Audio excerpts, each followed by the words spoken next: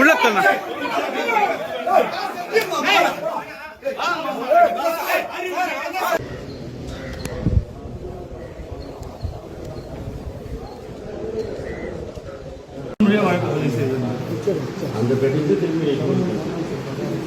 இப்போ புதுசா இந்த முறை ஃபைல் பண்ணிக்கிற பிரமாண பத்திரத்தில் தவறான தகவல் தான் அளிச்சிருக்காரு.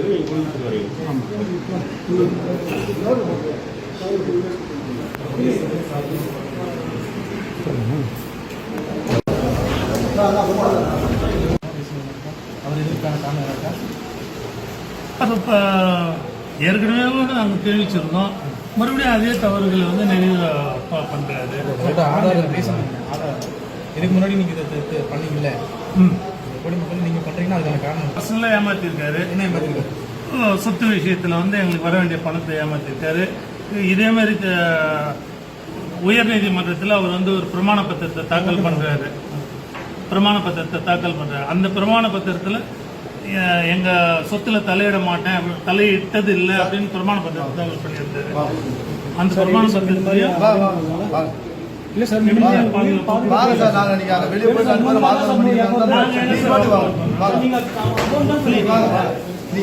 தள்ளுப்பா.